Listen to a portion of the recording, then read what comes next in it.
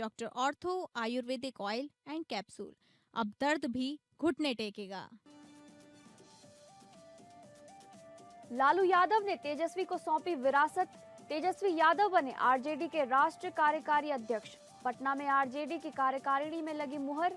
बैठक में लालू यादव, राबड़ी देवी और मीसा भारती रहे मौजूद। छत्तीसगढ़ के पूर्व मुख्यमंत्री भूपेश बघेल को बड़ा झटका। छत्तीसगढ़ के चर्चित सेक्स सीडी कांड मामले में लोअर कोर्ट के आदेश को सेशन कोर्ट ने बदला। मामले में फिर से ट्रायल चलेगा। कोर्ट ने ट्रायल के लिए नियमित उपस्थित होने का भूपेश बघेल को दिया निर्देश। प्रयागराज के माघ मेला में स्वामी अभिमुक्तेश्वरानंद के शिविर के बाहर हंगामा। अभिमुक्तेश्वरानंद के शिविर में कुछ लोग लाठी डंडे और झंडे लेकर शिविर में जबरन घुसे। शिविर प्रबंधन की ओर से प्रशासन को लिखित शिकायत दी गई। महाराष्ट्र के गढ़चिरौली के नक्सलगढ़ कहे जाने वाले बिनागुंडा में रचा गया इतिहास। आजादी के 78 वर्ष बाद बिनागुंडा में बना पुलिस सहायता केंद्र। पुलिस सहायता केंद्र पर 26 जनवरी को पहली बार लहराएगा तिरंगा।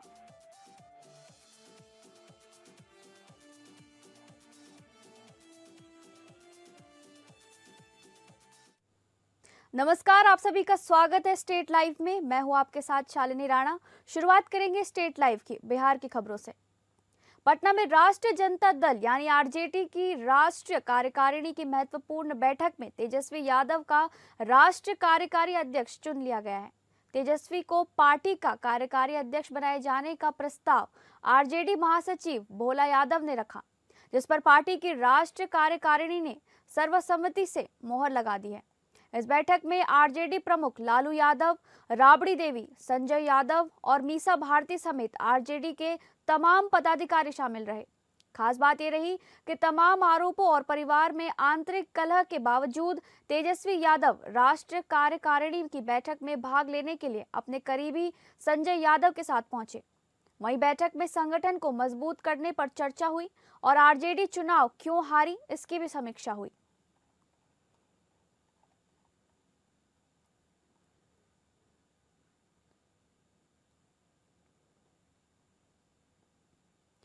विश्व प्रसिद्ध अजगैबीनाथ धाम की धरती पर विकास की नई उड़ान देखने को मिली, जब बिहार सरकार के गृह मंत्री सह उप मुख्यमंत्री सम्राट चौधरी हेलीकॉप्टर से सुल्तानगंज के कृष्णानंद स्टेडियम पहुंचे।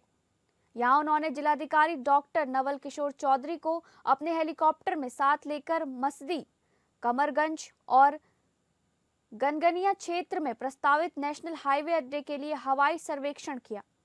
हवाई सर्वेक्षण के बाद कृष्णानंद स्टेडियम लौटने पर विधायक प्रोफेसर ललित नारायण मंडल, नगर सभापति राजकुमार गुड्डू सहित एनडीए कार्यकर्ताओं ने ढोल, नगाड़ों और फूल मालाओं के साथ उप मुख्यमंत्री का भव्य स्वागत किया। इसके उपरांत गृह मंत्री सह उप मुख्यमंत्री सम्राट चौधरी सुल्तानगंज स्थित निरीक्षण भवन पहुंचे, जहां उन्होंने जिला एवं प्रखंड स्तर के सभी वरीय प्रशासनिक पदाधिकारियों के साथ गुप्त बैठक कर नेशनल हाईवे अड्डा परियोजना की प्रगति की विस्तार से समीक्षा की। मीडिया से बातचीत में उप मुख्यमंत्री ने कहा कि नेशनल हवाई अड्डा, marine drive, Sultanganj Deoghar rail line और शिव कॉरिडोर जैसी महत्वाकांक्षी परियोजनाएं जल्द ही धरातल पर उतरेंगी। उन्होंने स्पष्ट किया कि इन परियोजनाओं को समयबद्ध तरीके से पूरा करने के लिए भूमि अधिग्रहण की प्रक्रिया तेजी से चल रही है। इस मौके पर सभी आला अधिकारी, जनप्रतिनिधि और बड़ी संख्या में एनडीए कार्यकर्ता उपस्थित रहे। एयरपोर्ट का हम लोगों ने निरीक्षण किया और उसके जमीन अधिग्रहण का काम शुरू करने का निर्देश दिया गया है, जिससे कि जल्द से जल्द हम लोग इसका काम शुरू कर सके।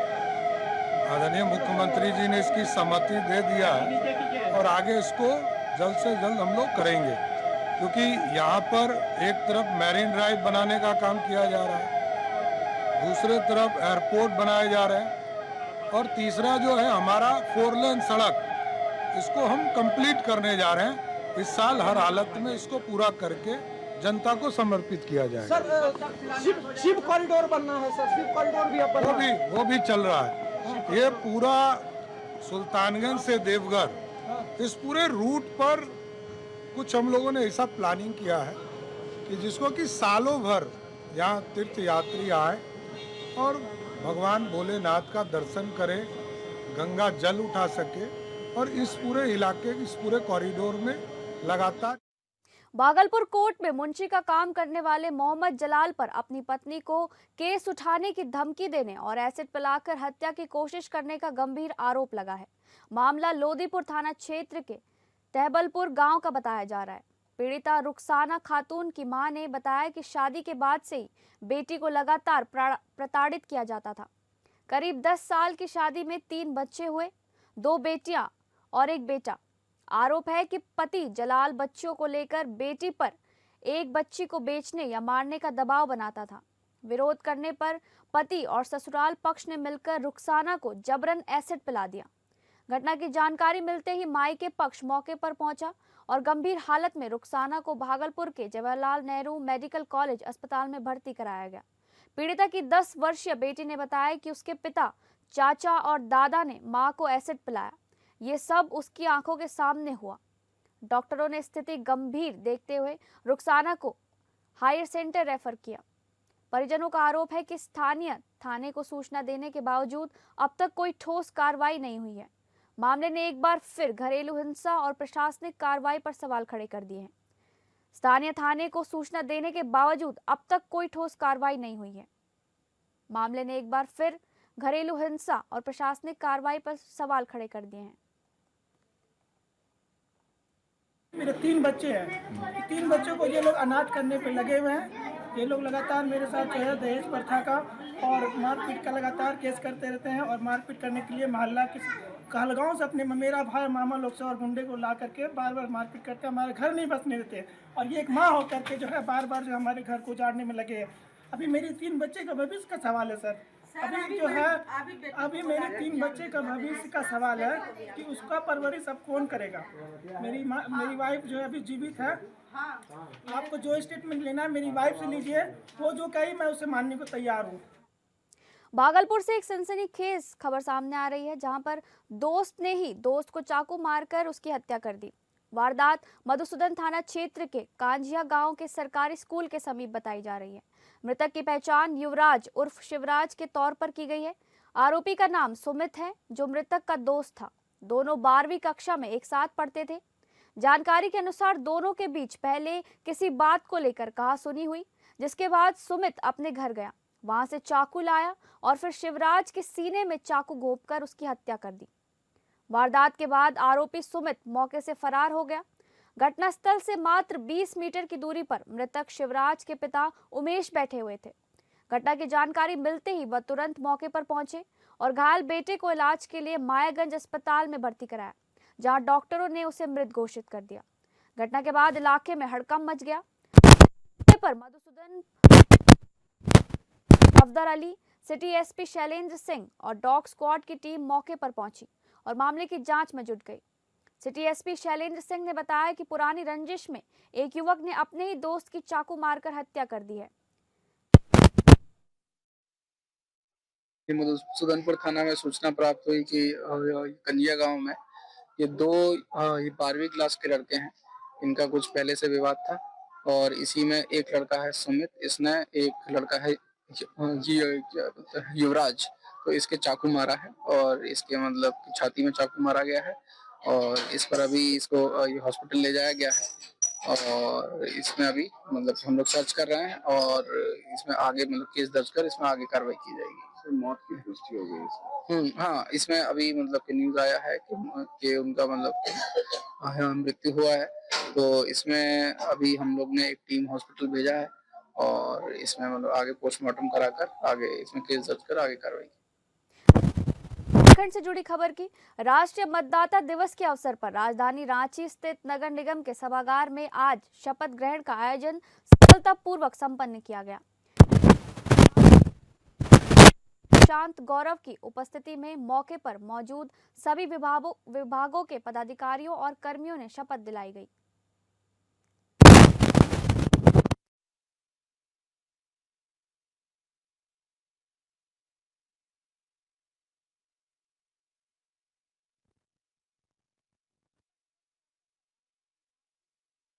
सभागार में शपथ ग्रहण का आयोजन सफलतापूर्वक संपन्न किया गया। रांची नगर निगम के उपायुक्त सुशांत गौरव की उपस्थिति में मौके पर मौजूद सभी विभागों के पदाधिकारियों और कर्मियों ने शपथ दिलाई।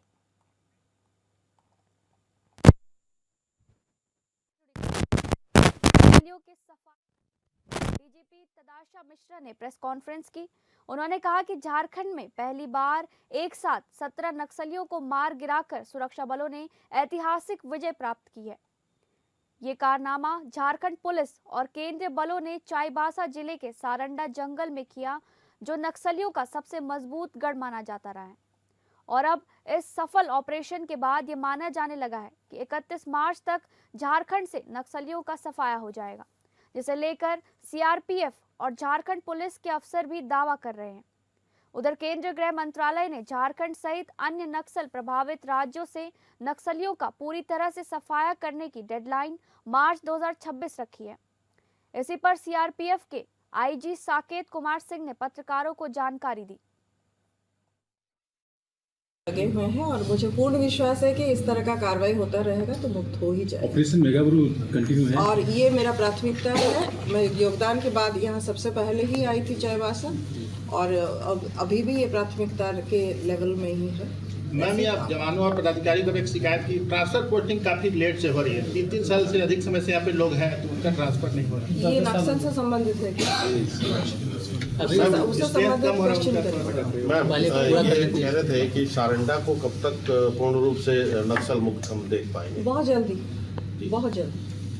झारना आप जानते हैं कि झारखंड में बहुत जगह होता आया है और लास्टली अभी थोड़ा सा बचा हुआ है, ये भी खत्म।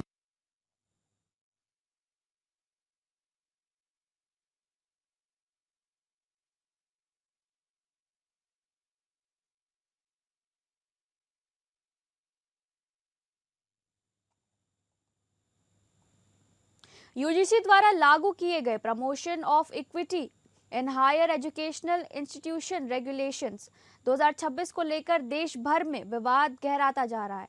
15 जनवरी 2026 से लागू इस गाइडलाइन में ओबीसी वर्ग को भी एससी/एसटी के साथ जातिगत भेदभाव की परिभाषा में शामिल किया गया है, जिस पर सामान्य वर्ग के छात्रों और संगठनों ने नाराजगी जताई। विरोध करने वालों का कहना है कि ये नियम एक तरफा है और इसके दुरुपयोग की आशंका से इनकार नहीं किया जा सकता।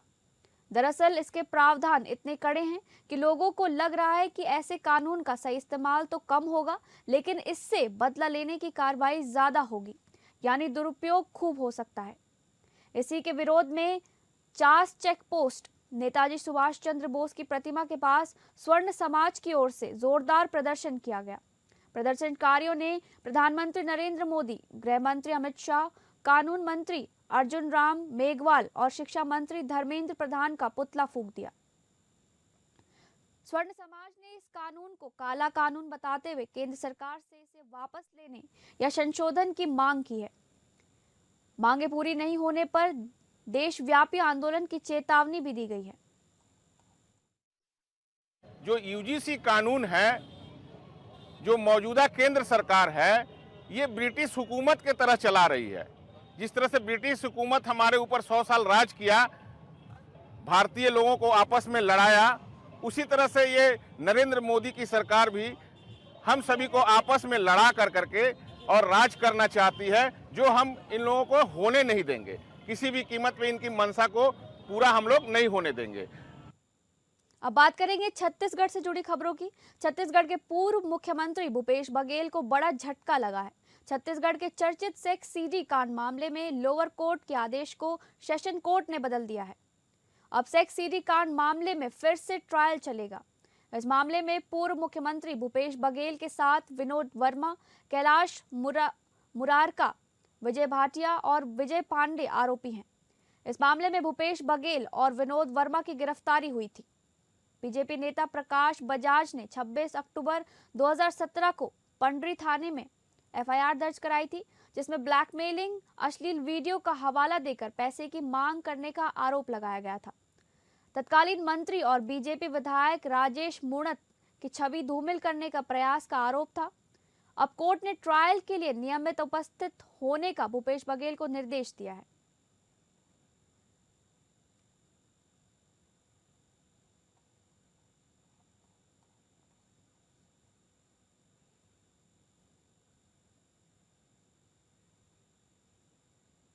अब बात करेंगे महाराष्ट्र से जुड़ी खबर की। आजादी के 78 वर्ष बाद गढ़चिरौली जिले का नक्सलगढ़ माना जाने वाला बिनागुंडा गांव एक ऐतिहासिक मोड़ पर खड़ा है।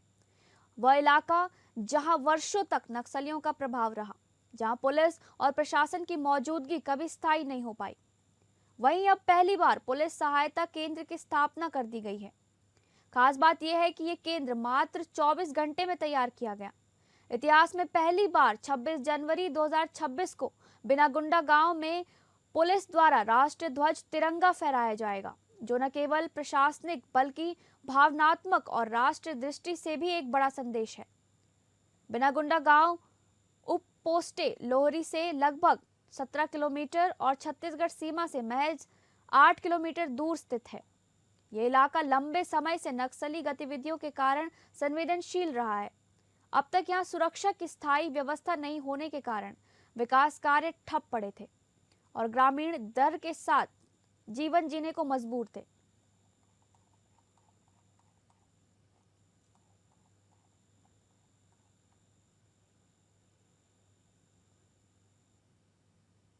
अब बात करेंगे राजस्थान से जुड़ी खबर की। राष्ट्रीय बालिका दिवस के अवसर पर शनिवार को जिला प्रशासन एवं महिला अधिकारिता विभाग के संयुक्त तत्वाधान में नगर परिषद कुचामन सिटी के सभागार में जिला स्तरीय कार्यक्रम आयोजित किया गया। कार्यक्रम में राजस्व राज्य मंत्री विजय सिंह चौधरी मुख्य अतिथि रहे, जबकि अध्यक्षता जिला कलेक्टर डॉक्टर महेंद्र खड़गावत ने की एवं कार्यक्रम का निर्देशन महिला अधिकारिता डीडवाना कुचामन के सहायक निदेशक जयप्रकाश ने किया। इस अवसर पर राज्य मंत्री और जिला कलेक्टर ने बालिकाओं से संवाद कर उन्हें आगे बढ़ने के लिए प्रेरित किया। कार्यक्रम को संबोधित करते हुए राज्य मंत्री विजय सिंह चौधरी ने कहा कि बेटियां हमारे समाज का गौरव है। प्रधानमंत्री नरेंद्र मोदी द्वारा शुरू किए गए बेटी बचाओ बेटी पढ़ाओ अभियान ने बालिकाओं को शिक्षा और आत्मनिर्भरता की नई राह दिखाई है।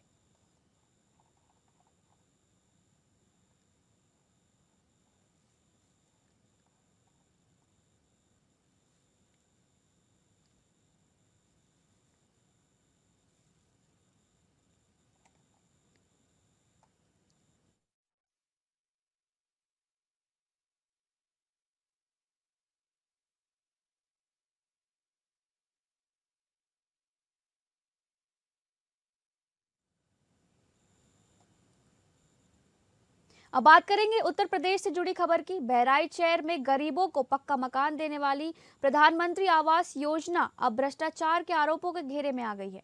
आरोप है कि योजना का लाभ दिलाने के नाम पर गरीब और जरूरतमंद लाभार्थियों से मोटी रकम वसूली जा रही है। सरकारी योजना जो गरीबों के सिर पर छत देने के लिए चलाई गई थी, उसी योजना में भ्रष्टाचार माफिया सक्रिय हो गए हैं। इस कथित भ्रष्टाचार से तंग आकर दर्जनों लाभार्थी नगरपालिका कार्यालय पहुंचे और अधिशासी अधिकारी परमिता सिंह के सामने अपनी पीड़ा रखी। लाभार्थियों ने बताया कि कई बार चक्कर लगाने के बाद भी उन्हें केवल आश्वासन मिला, लेकिन काम के बदले पैसों की मांग लगातार की जा रही है। मामले की गंभीरता को समझते हुए नगरपालिका अधिशासी अधिकारी परमिता सिंह ने सख्त रुख अपनाया है। उन्होंने साफ शब्दों में कहा कि प्रधानमंत्री आवास योजना में किसी भी स्तर पर भ्रष्टाचार बर्दाश्त नहीं किया जाएगा। फिलहाल नगरपालिका प्रशासन की कार्रवाई की बात कही जा रही है, लेकिन बड़ा सवाल ये है कि क्या जांच के बाद भ्रष्टाचार में लिप्त चेहरे बेनकाब होंगे या फिर गरीबों को एक बार फिर सिर्फ आश्वासन ही मिलेगा। ये आवास का मामला था सर, कि आवास हमारी पल्ली से भराया गया था, यानी कि यानी कि सरकार जो हमें दे रही है गरीबों को, इसके लिए तो साहब उसमें भरवाया था सर। तो वहाँ से 1 लाख रुपया आया, तो हमारी यानी कि हमारे मोबाइल पे भी आया, मगर उन्होंने हमें स्वयं ही संपर्क किया। यानी अधिकारी ने स्वयं बताया कि आगे तुम्हारे खाते में 1 लाख रुपया आया है, अब उसमें से थोड़े बहुत पैसा निकाल लेना, 20 यानी 1000 रुपया। तो हमने कहा कि सर 20 यानी 1000 रुपये का क्या मतलब निकलता है? तो कहेंगे उसमें सारे लोग यानी लेंगे। तो हमने कहा कि सर अगो नहीं, हमने कहा कि सर अगो दलाली का काम करवाना होता तो ये काम कभी नहीं यानी हो जाता, मगर हमें नंबर 1 का सर हमें ज़रूरत है, तो नंबर 1 का मुझे मिला।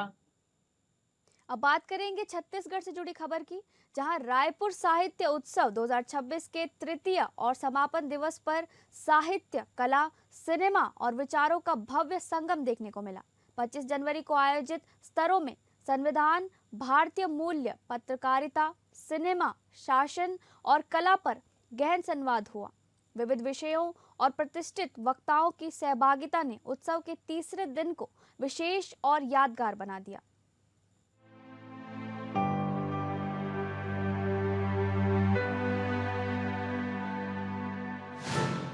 समय की चादर है, शब्दों का ताना बाना है, कलम के कटघरे पर किस्से कहानियां लिखते जाना है। रायपुर छत्तीसगढ़ साहित्योत्सव में आपका स्वागत है। रायपुर साहित्य उत्सव के तृतीय दिवस पर विनोद कुमार शुक्ल मंच, लाला जगदलपुरी मंच और श्याम लाल चतुर्वेदी मंच पर एक साथ कई महत्वपूर्ण सत्र आयोजित किए गए। विनोद कुमार शुक्ल मंच पर संविधान और भारतीय मूल्य विषय पर संवाद आयोजित हुआ, जिसमें श्री शिव प्रकाश जी, श्री हितेश शंकर और श्री गुरु प्रकाश ने अपने विचार रखे। सत्र का संचालन डॉक्टर भूपेंद्र करवंदे ने किया। लाला जगदलपुरी मंच पर ट्रैवल ब्लॉग पर्यटन के प्रेरक विषय पर परिचर्चा हुई, जिसमें श्री राहुल चौधरी, डॉक्टर कैनात काजी और सुश्री शिखा वाजपेयी ने सहभागिता की। इसके साथ ही पत्रकारिता और साहित्य विषय पर भी संवाद हुआ, जिसमें श्री अनंत विजय, डॉक्टर हिमांशु द्विवेदी, श्री अवधेश कुमार, श्री गिरीश पंकज और श्रीमती स्मिता मिश्रा ने अपने अनुभव साझा किए। यहाँ कला संस्कृति का समग्र रूप सामने आ रहा है, एक समावेशी रूप में। तो मैं कहना चाहूंगा कि ये जो साहित्य उत्सव है, ये एक समावेशी सांस्कृतिक जो पूरा वातावरण तैयार हो रहा है, लगभग इसी वातावरण से हम मान के चले। मैं कलेक्टर साहब को भी बधाई दे रहा था कि आपके सहयोग से इतना बढ़िया आयोजन हो रहा है। दोपहर सत्र में भोजन अवकाश के बाद विनोद कुमार शुक्ल मंच पर सिनेमा और समाज विषय पर परिचर्चा हुई। इस सत्र में श्री अनुराग बसु, डॉक्टर चंद्र प्रकाश द्विवेदी और श्री अनंत विजय ने सिनेमा के सामाजिक प्रभाव पर विस्तार से चर्चा की।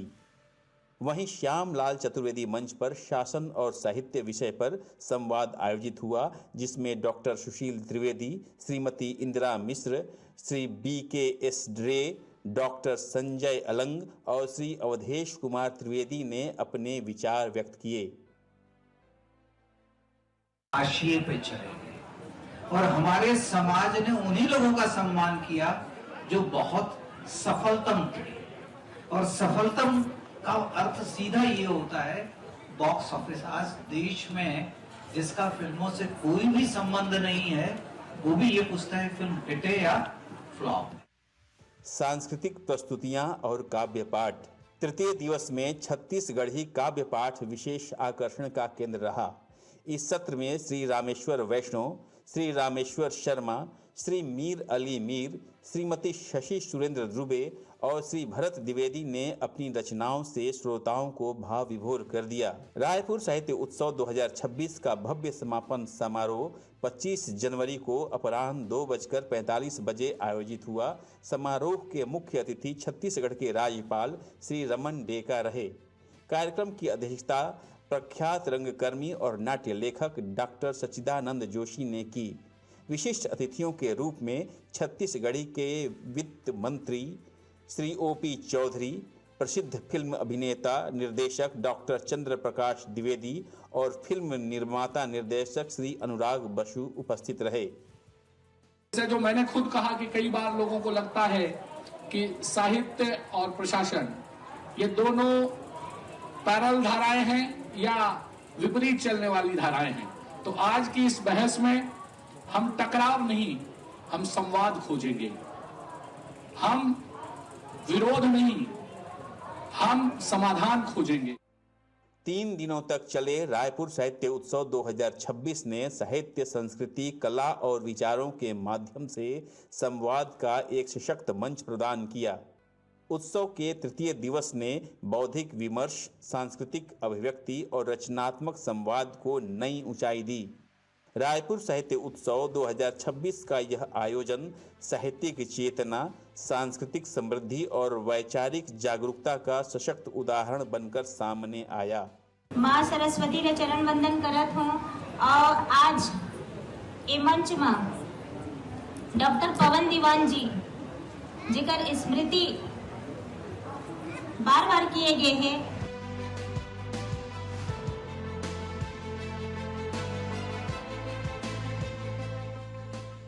फिलहाल स्टेट लाइव में बस इतना ही। नमस्कार।